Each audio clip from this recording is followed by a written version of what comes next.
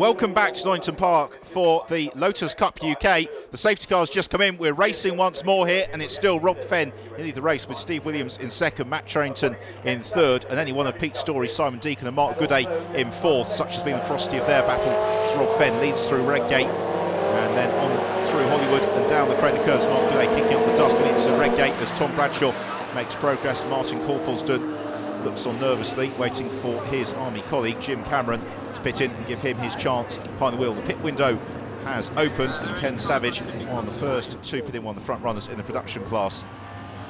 Out on track though, the leaders trying to put in a couple of laps between the safety car going in and then making their pit stop. As Simon Deacon looks to make progress here. He's got the inside run on Pete Story, up the hill into Coppice and through he goes. So Simon Deacon, having lost several places for the safety car, regains them as in comes Steve Williams from the lead battle. So Steve Williams, the first of the leaders to blink and serve his mandatory pit stop. So the car is earthed, Steve gets out and fuel is about to get in. Also here we see Jim Cameron getting out of the number 2 car and Martin Corpelston getting in for his race. He's been waiting all weekend for this and let's hope that it goes well for him. So Jim Cameron giving some last minute advice, such as don't put it in the gravel trap, I'd imagine, as Steve Williams looks on at the stopwatch. His pit stop has expired. He goes back out into the race, which continues ferociously on track. He's fed out into the middle of a production class battle between Gavin Kirby and Andy Napier. It's Napier in the white 61 car having a bit of a slide. Gavin Kirby in the silver machine as well, giving him a good run for his money. As Martin Corpelston goes out on track for his first taste of racing action. Into the pits comes Matt Charrington. So Matt Charrington pitting in from third position. His production class leader Steve Quick has had his pit stop and heads back out on track. Pit lane, a hive of activity. Marcus Jewell, the engine cover coming off the 211, probably just to cool that down and maybe make a couple of quick adjustments as the race leader's in. So Rob Fenn comes in, turned over to Dad David. The Go Green Motorsport car comes to a halt. The doors are opened, stopwatches are consulted as Rob gets out and David gets into the cockpit. Amy has caught up with Rob in the garage.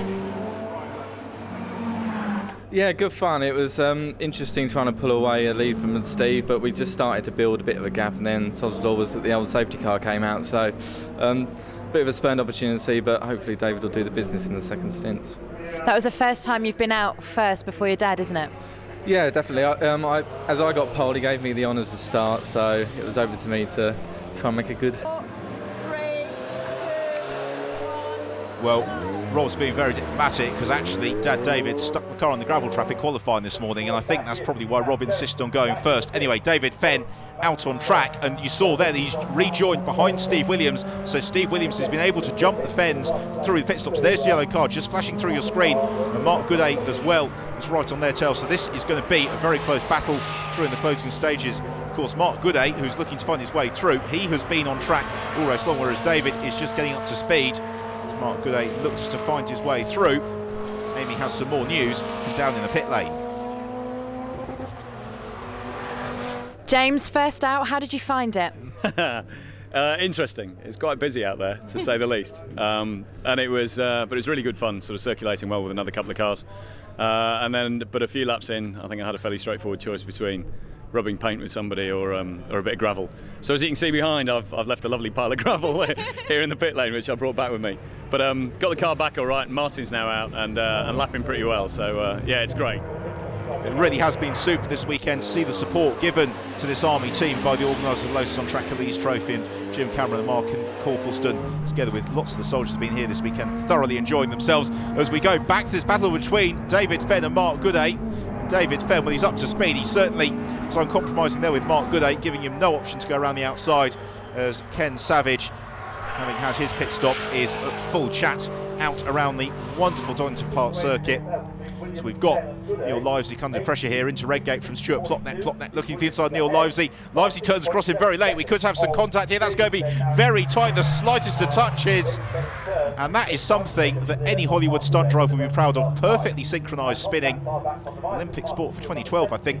As Livesey recovers, Stuart Plotneck would appear to be stranded there. And if he can't get that car fired up, that is in a fairly exposed position. As Luigi Mazza misses his apex, the car twitches and through the gravel trap he goes as this race wears on. We're just beginning to see some of these moments beginning to kick in, but the 47 car should recover back on track with no problems there. As we move now to the battle at the head of the field, because Simon Deacon, after the pit stops, is coming out in the lead the race with Steve Williams in second. So it's going to be down to the pair of them to sort out the victory, but not until after the safety car has been out on track once more to recover the car of Stuart Plotnick. A great shame that Plotnick hasn't been able to get that 52 car fired up back into the race. Stuart, a very, very quick driver, as he showed when he got on the podium earlier this year at Alton Park in the Lotus on Track Elise Trophy. Another disappointing early end to the day there for Stephen Grove. It's a broken wheel for Stephen, so great shame that he is out of the race. Team bring the car into the garage as the safety car peels in. Now what can Steve Williams do here about the race of this Simon Deacon? Then we go back to the battle for third place. That is Pete Story in third in the blue car, and then David Fenn in fourth with Mark Gooday in fifth. So those are the battles to watch for the top positions here as we are beginning to move towards the final stage of this race. So Steve Williams is going to make his move on Simon Deacon. It's not getting desperate now, but he's certainly, with each lap that goes by, going to be getting considerably closer towards the end of the race. So he needs to start piling on the pressure now, as through the old hairpin they go, accelerating through the quick left-hand flick at Schwantz, and then climbing the hill towards McLean's. Now McLean's not really an overtaking opportunity, but it can set the driver up for a good run up the hill towards Coppice, which is an overtaking opportunity, provided they don't screw off too much speed and then lose the position once more down Dunlop straight. Well, Williams kicking up the dust there on the exit of McLean's, so then they break up the hill into Coppice. You can break very late into that one, so it is a steep climb, then onto the Dunlop straight. Right, here we go. Steve Williams is really in the slipstream here of Simon Deacon, who's already going quite defensive, and Deacon moves to the inside of the circuit. He doesn't leave a Lotus 211's width to the inside, so Steve Williams then jinks the outside. They almost run side by side through the chicane, but not quite. They accelerate out onto the start and finish straight again. Steve Williams has got a really good run here on Simon Deacon, who goes defensive very, very early, and it's Williams to the outside, Deacon to the inside. It's going to be a drag race towards Redgate. Fantastic action here in Lotus Cup UK. Who is it going to be? It's going to be a case of bravery on the brakes as Williams squeezes Deacon, and Steve Williams is going to go for it around the outside into Redgate. Superb manoeuvre from Steve Williams to claim the lead of the race. But now what can Simon Deacon do by return? Because that was audacious stuff there from Steve Williams.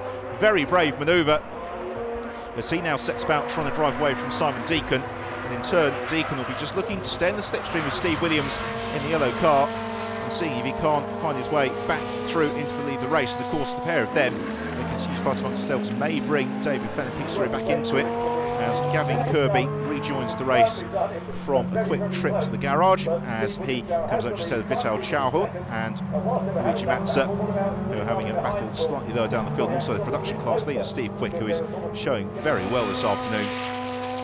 So these cars tussle their way down the Craner curves. Again, good opportunity to enjoy the variety of Lotuses that we get in the Lotus Cup UK. The drivers really have taken to it during its first season this year in 2011, with full grids of pretty much every single race. It has been a very welcome addition to the UK Motorsports calendar as we go back to lead the race. And we've got Simon Deacon looking at the inside here at Steve Williams, and he's going to go through at Redgate. Brilliant move from Simon Deacon. So last lap it was Williams around the outside, this time around it's Deacon to the inside. But who will win the drag race down the Craner curves? I think Simon Deacon has just done enough to reclaim the lead and at least make it stick for a couple of corners. Then the exit from the old hairpin is going to be crucial to whether Steve Williams can settle a move a little bit later on in the lap. As a drive-through penalty for Pete Story in third, so Pete Story serving a drive-through penalty. That's going to promote David Fenn into the podium positions as we come down the Dunlop straight for the final time, and Simon Deacon has got enough here on Steve Williams. He's too far back, and unless Deacon makes an error through the chicane, which he doesn't seem on course to do, it's going to be an excellent victory here for Simon Deacon after a thrilling race. So the checker flag is being ready. They're not going to catch those production class cars. Checker flag goes out now, and Deacon does it. He takes the win. Great drive, and Steve Williams a superb run as well for second position, and Simon Deacon quite deservedly receiving the acclaim and applause from the crowd here at Donington Park, particularly at Redgate, where they've been treated to super overtaking manoeuvres. As across the line, they've made it to the finish. It's Martin Corpelston who successfully takes the checker flag in his first motor race, just ahead of the car rounding out the podium, that of David and Rob Fenn. So here are the final results, with the win for Simon Deacon, Steve Williams second, the Fenn in thirds, Pete Story a late slip down into fourth with Mark Gooday in fifth, Marcus Jewell in sixth, Doug and Chris Setters well up in seventh, and Steve Quick winning the production class in eighth place. Well, in terms of the 211 class, it was Simon Deacon from Steve Williams and Pete Story, so at least Pete gets on the podium. The Exige Cup won by Jonathan Mobbs from Glen Sherwood. And then in the Lotus Open class, well, it's the Fens from the setters, and then Vital Chauhun rounding out that podium. Within the production class, Steve Quick from Ken Savage, and then John Lemaster and David Hay, a very strong third for them. Very warm round of applause from the grandstand. They were treated to a super battle between Steve Williams and Simon Deacon, and they received the spoils of victory. The champagne corks are popped, and we have the fight on the podium. Simon, congratulations, first place. There was quite a big battle going on. Did you think you were going to win it? At the beginning, no. I mean, Steve was way ahead of me at the beginning. He came in early for the pit stop, and I got out just before him, and I knew then there would be a good battle between us.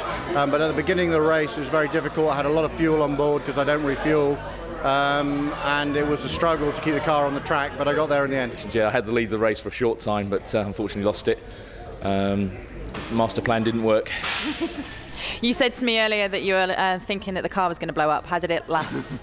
Well, yeah, in fact, the drive shaft let go, and the vibration caused the exhaust to pop off, which has burnt the rear clamshell. So I think another couple of laps we didn't see to see the fire marshals.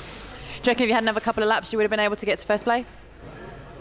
Simon was driving really, really well today, and they deserved the win. Excellent race. Always unfortunate to finish second as always, but yeah, I had an excellent race. Thank you. Rob started to have overheating problems on his stint, and when he handed over to me, we knew the head gasket was on the way out, so it was just a question of managing the car really and the over temperature. And I was worried the whole time that the engine was going to blow up. I heard you saying if you had one more lap. I think so, because Pete Story was coming behind me and there was nothing I could do because I was already on 100 degrees, and that's the kind of temperature our team manager says just, you know, stop the car normally. But he was telling me just nurse it to the end, nurse it to the end, so luckily we did. You're still first in your group. You don't seem to be beaten yet, do you? No, I mean, in reflection, we're still doing well in the championship overall. It's just disappointing, as you can imagine, coming from pole and then losing out, but there you go, that's racing. We've seen some fantastic racing here at Donington, so join us for more after the break.